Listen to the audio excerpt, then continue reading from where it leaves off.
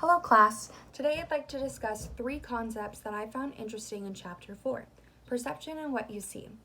I found the process of perception engaging because it is used in everyday life. These concepts include the first 3 out of the 4 steps to perception, such as selection, organization, and interpretation. The first concept that I chose derives from the first step of perception called selection. I found the information about selection in section 4-1A. I chose this concept because I felt like I could relate to the topic. Selection, in my opinion, can be similar to communicating, but with your eyes. Since there are so many details, it's difficult to catch everything you see in one quick glimpse. For example, have you ever played a matching game? In the beginning, it shows all the pieces in one quick flash. Then you have to remember where each piece was only from one quick look, which is impossible. It all happens too fast. There's no way you can remember all the puzzle pieces even if you sat there and studied them. It's difficult to have a perfect game.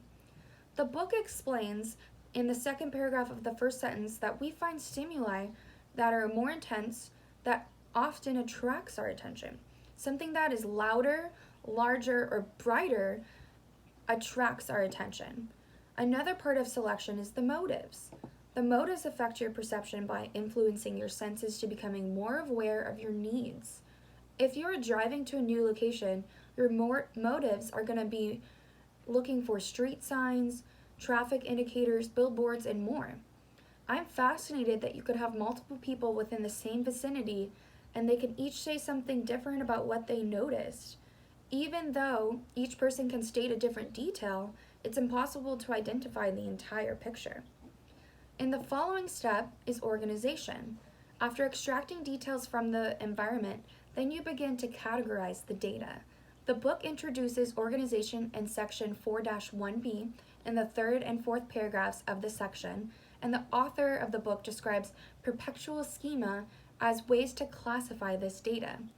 You can classify according to appearance, social roles, interaction styles, psychological traits, and membership. All these schemes help mold the way we think. We can then make general stereotypes of the said information. Another way we organize data is by punctuation. Waltzwick Beavan and Jackson, who wrote The Pragmatics of Human Communication in page 65 of the New York Norton, explain that punctuation describes the determination of causes and effects in series of interactions. This affects how people interact with each other, whether it is positive or negative. And the final concept is the third step in perception called interpretation.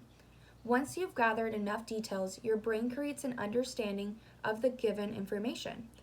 What does this information mean to me? How does it affect me? You can sort all the answers using intuition based on the understanding of social cues and these types of specifics. In section 4-1C, the book states multiple ways to understand interpretation, such as degrees of involvement, personal experience, assumptions about human behavior, attitudes, expectations, experience, knowledge, self-concept, and relational satisfaction. Based off of the ways to interpret conversations, I've made a do's and don'ts list to help. Don't always be persuaded by friends' viewpoints. Do learn from the past. Do have an open mindset. Don't believe something without getting the full story. Don't let unrealistic expectations change your attitude. Do become more aware of your surroundings. Don't let insecurities affect your communication, and don't assume others' intentions.